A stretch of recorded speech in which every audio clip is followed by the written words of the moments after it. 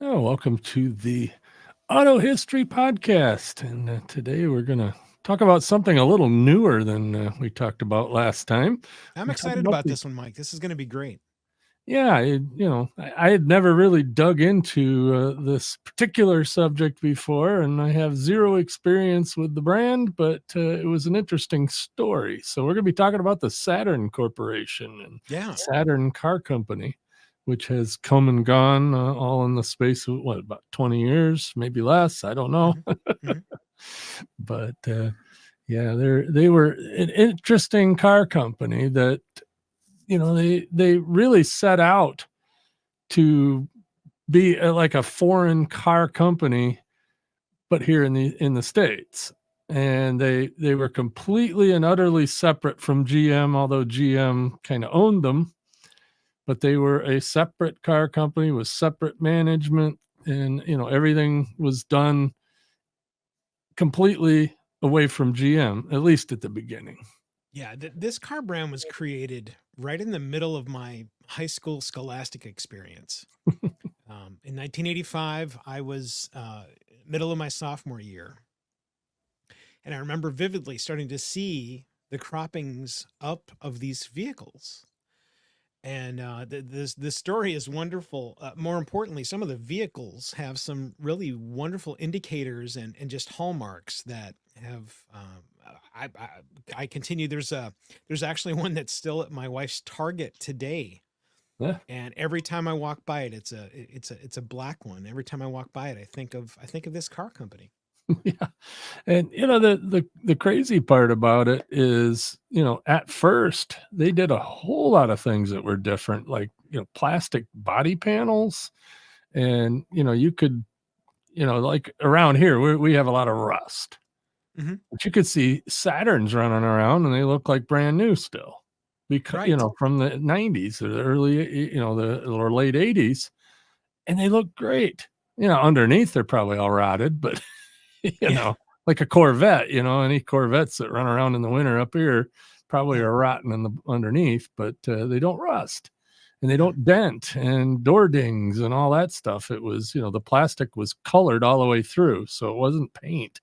It was that color plastic. And then they matched the painted parts. I think the hood and the roof was metal, and they matched Yeah. that to the plastic color. But the Right. cars were, solid plastic, which doesn't sound super quality, but it actually worked out.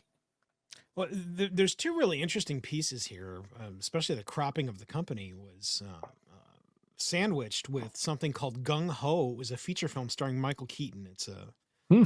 essentially a dramedy that, if you haven't seen it, I really do recommend it, not just because of the content that we're talking about today, which is a car company outside the box of what is American engineering, trying to harness on to other things inside the car manufacturing industry. Gung Ho gives you a really interesting peek at what happens inside of this generator facility that Michael Keaton is You'll have to check essentially that out. tethered in. It's really good. That movie was released in 1986, which was a year after Saturn began. So I can't Mhm. tell you that there were pieces of Saturn and either the culmination of Saturn put into it, but again, it was a very different representation of what I think anybody that's interested in American car building would have been either familiar with or maybe had seen or taken something in from some sort of propaganda movie that talks about car production lines. And the second thing that I remember vividly about this period of time, this is also the period of time when the Fiero came out from Pontiac. Yeah, I And remember we'll have those. links. Yeah, we'll have links to all this inside the show notes. But for those that forget, the Fiero was essentially a plastic car. Yep.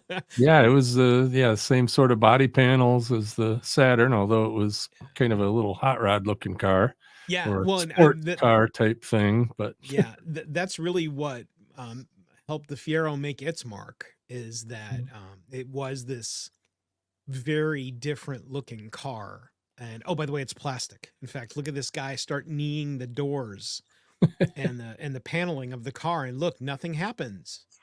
yeah. And so both of those things are what I think of with the onset of Saturn, because the again, it was the I always tell people that I like to work with people that when they get into a space, they'll be free to work with their elbows and start making some elbow room, right? I Yep. really enjoy that because both of these things, Gung Ho the movie, but then also the Fiero, both were doing that, as was Saturn. Yeah, yeah, and so yeah, it was definitely different. They formed a company back in '82, and it was like some retired GM executives that sort of ran it at first. Alex Marr, I think is how it's pronounced, Hmm.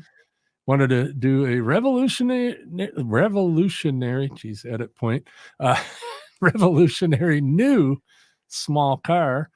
And, like I said, it took a little while to form the corporation, but he had that idea way back.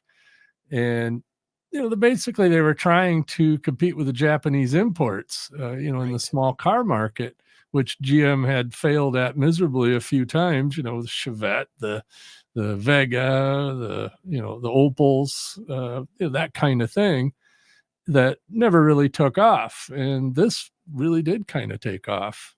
They got their first car out in 1990 with the S series, and they had the SC, which was a coupe, two door, and then they had the SL, I think. Or anyway, which was a sedan, a little four door. And they were kind of odd looking. You get in Yeah. them, the instrument cluster is in the middle of the dash instead of in front of the driver. Which Uh, again is another one of those revolutionary points that struck solidly over the course of probably the last 5 years again, mhm. as automakers are starting to see value in that. For those that haven't driven in a car like this that has the cluster in the center, you might think to yourself, man, that's completely not intuitive until you try it. Yeah, And then suddenly you realize that a glance down at the center actually is, especially if you've got decent peripheral vision, yeah.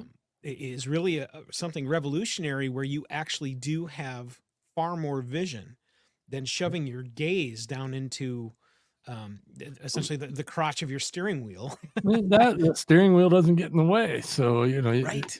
like I know on my truck, if I put the tilt wheel all the way up, which is what I like, I have to sit up in the seat a little bit to see everything on the dash. To peer through, right? Yeah. But I Yeah. rented a Mini Cooper one time, and that's got the big round gauge in the center of the dash, and it didn't take long to get used to.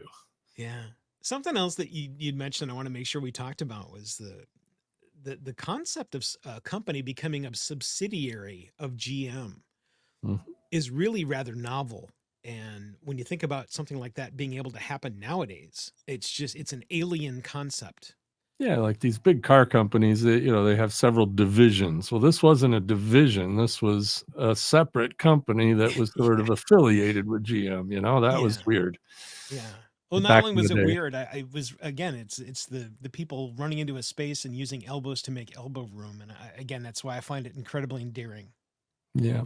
One of the things Saturn did was they had only standalone dealerships, which, Yeah.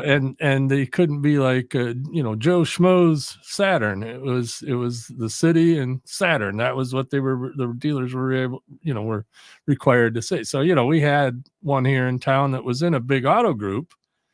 We have an auto group here called Bill Marsh, Hmm. that has all the different brands, but they had Hmm. the Saturn, and it Yeah. had to be Saturn of Traverse City. It wasn't Bill Marsh Saturn.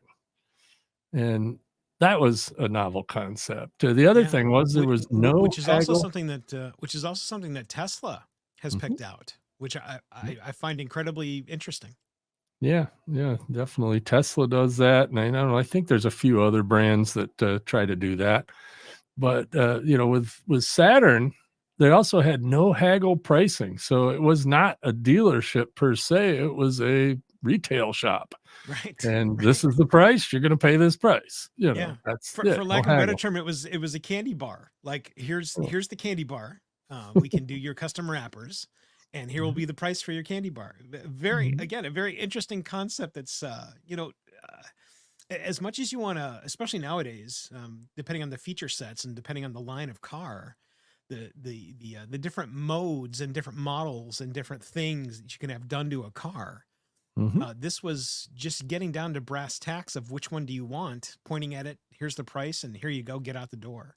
Yeah, and it was a lot easier to buy a Saturn, say, than a Buick No or question. whatever. Yeah.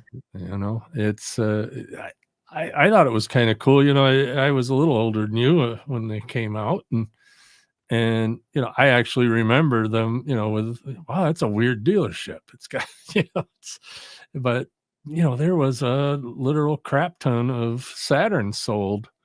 From 90 to maybe 2000, they were doing really good, Hmm.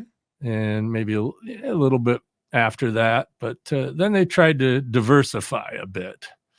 That was the thing that I think was their downfall. They had a couple of good models that they expanded. They did a wagon version that went real well Hmm. because it was just a Saturn with a wagon back on it.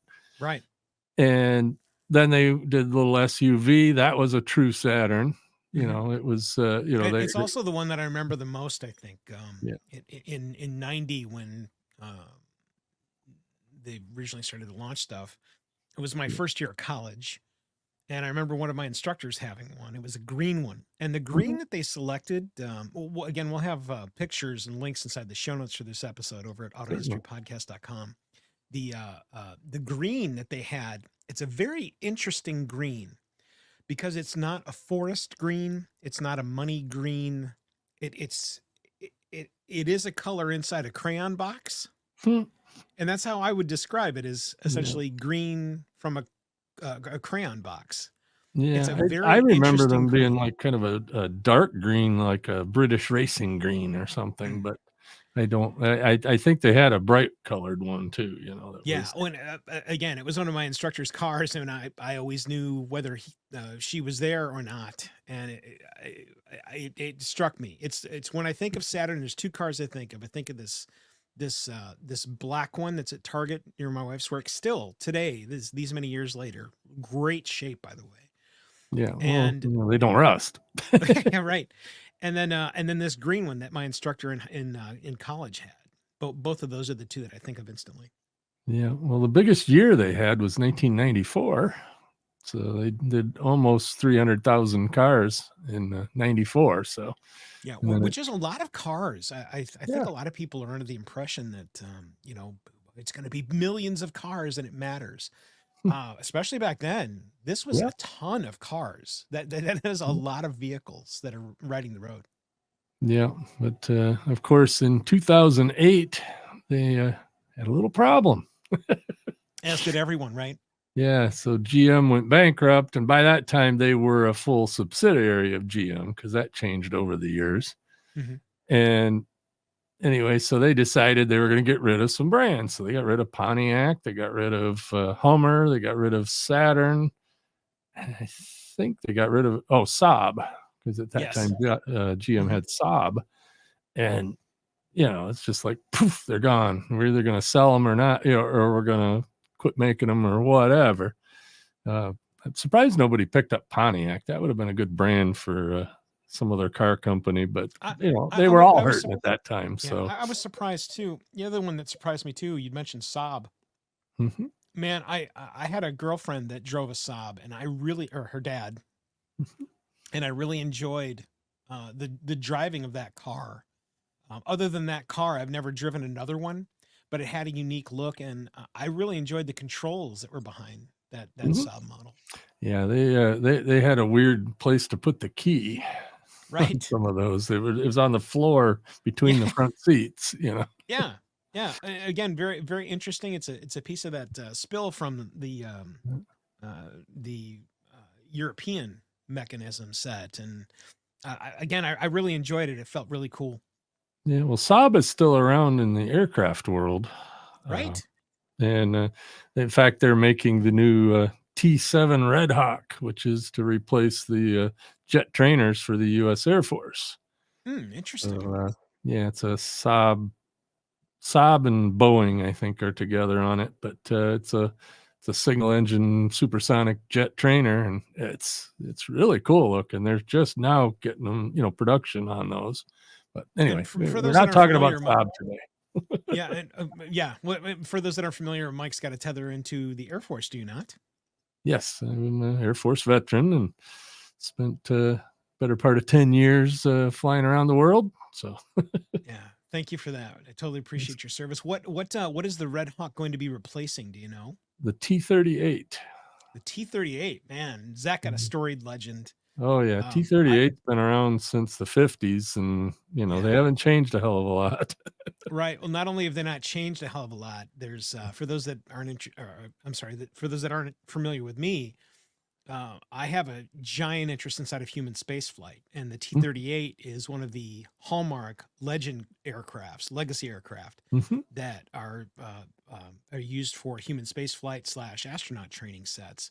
Yeah, And yeah. All the that pilots, that's what or all the astronauts fly around in T-38s. That'll probably stay for a long time. you Oh, know. I agree with that. But that's going to be a very interesting paradigm, and frankly, I can't wait to see what the Red Hawk's going to give us. Yeah.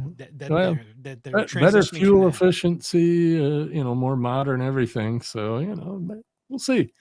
We'll see. But yeah, back to Saturn. One of the problems with Saturn was later on when GM took them over completely, they started doing brand engineering. And, they would have Opel models be Saturns and Buick models, or, they would share platforms like the second generation Saturn View, which, was that SUV. That that car completely switched to brand engineered over time. It was, it was just not such a great thing for them, and that's I think why they declined. They had a minivan that was based on the Dustbuster minivans that GM Hmm. had for a while, Yeah. and they had a little hot rod sports car that is pretty cool. It's I forget what they called the Saturn one, Sky, I think, but it was a little 2-seat roadster, and Buick I think had one, or Pontiac had one, Hmm. and one other brand had them, but they were I all the think I same think I car think the underneath. Pontiac version was this. Was it the Solstice? I think. Yeah, could be, but yeah, it was a little 2-seat roadster, kind of looked like a Hmm. Miata, Yeah. Hmm. but a little bigger. Yep. And those are pretty collectible these days. They There's quite are. a few of them on the road, but the Saturn version I think sold the best out of all of those. And I think it looked the best too. I'm not sure if it's because it got Yeah, the attention span that it needed before all hell fell down, but yeah. I thought it looked the best of the bunch too. Yeah. One of the things was, when GM decided to kill him, the Roger Penske, the guys that he has the truck company and the racing stuff, and he attempted to buy it, but he couldn't get enough investors and interest in continuing Saturn. But that would have been interesting. It'd be a completely independent company if Penske took it over. What a very interesting transition that would have been too. For those that aren't familiar with Penske, again, we'll have links inside the show notes to not only Penske but the legacy of Penske. Penske is a very interesting company that has tethers into all kinds of other things that would foster along a car company, Oh and yeah, for that sure. didn't happen is very very interesting twist of events. If there was a what if universe, I would love to see what would have happened if Penske would have been able to latch on there. Yeah, they did bring back Hummer, uh, sort of. They brought it back as a GMC model for all electric. And if you got $150,000 laying around, you can have an electric pickup that won't do everything you want to do. Yeah, yeah. I've been watching the releases of that along with all of the other Yeah, electric stuffs that's been coming out. We'll include some of that inside the show notes. yeah, There's a couple of videos in particular about the electric Hummers that have come out that I find really endearing because, in addition to showcasing a lot of the benefits of what's going on inside of the EV set, but also for the Hummer EV set, what you're also seeing are some very credible showcased reflections of why they may not be the next evolutionary step of vehicles, even though that's what they're claiming to be. right. I always enjoy the videos that are put out that give you at least a flip side of the coin beyond just the wow EV, this is the future. Then they'll also give you some other stuff. So we'll link up to those inside the show notes as well. Yep, for sure. So, but yeah, with Saturn, it just, it just didn't work. And I think it was because GM took them over. There's no question. I mean, it's why before I'd remarked about how you just don't see this anymore. And there's a grand reason why. It's mostly because people that have this much money and this much into a game do not like to splinter off the game. Yeah. Toyota didn't do so well with their little offshoot there for a while. What was that called? I forget. Of course, Lexus, they're doing all right, but what was the low market brand they had for a while? I can't remember it now. Yeah, but anyway, they did that, and just people weren't interested in it. They want a Toyota or a Lexus, and with GM, I mean, they make a lot of good cars, and they make a lot of crappy cars, right? Just like any company, there's certain cars that are just duds, but Saturn, until GM took them over and they started brand engineering, really didn't have any duds. They didn't have anything crazy going on. They didn't have huge recalls, nothing like that. It was they were just good, solid, simple cars. And I think they still are. Again, to go to the indicator of that one that's in front of my wife's Target every single day. I also the driver of that car is also wheelchair bound, and it's a smaller car, but it does exactly what she needs to every single day of the year. And again, it's is that a coupe? It is, yeah. Mm-hmm. Yeah, because it's got the big doors on it. That probably helps a lot. Yeah. And you can slide stuff in the back seat. Some of them had suicide doors on the back of the coupe. Yeah. Little half doors, kind of like you'd find on an extra cab pickup or something. And that would lend itself well to folding and loading a wheelchair in. So probably pretty practical for that application. Yeah. So, but it like I said, Saturn was a cool car company, a cool idea that just over time didn't fit in with a big corporate entity such as GM. So. Yeah, something else that we didn't talk about either at the front end of this was the name. I think a lot of people forget that names really do matter. Yes. And we can, especially inside of cars, especially inside of car models, you can go back. In fact, we should probably cobble together an episode of the cars that have the goofiest names that are still somehow popular, something like that. Yeah. But Saturn is another great sample of a company that went literally outside the box, moving its elbows around, trying to make elbow room, but then named it something really familiar to people. What I will definitely do is I'll go and I'll find more about the origin point of the actual name being conjured and connected. Well, a lot of people think it's named after the planet, right? Saturn. It's not. Right. It's named after the NASA rocket, Saturn rockets. Right. Right. Which is another piece of endearment here that I'm absolutely certain nobody knows. What Mike is referring to is the Saturn V rocket, which is what originally took us to the moon, which again, is why human spaceflight is so endearing to me.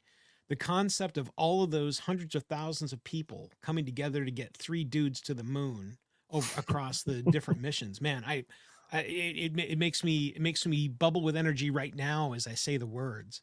Yeah. And it's something that I know I always try to foster and aspire to when I jump into projects, because that teamwork and that spirit of that there's something else that I know we can all get to, so let's go get there.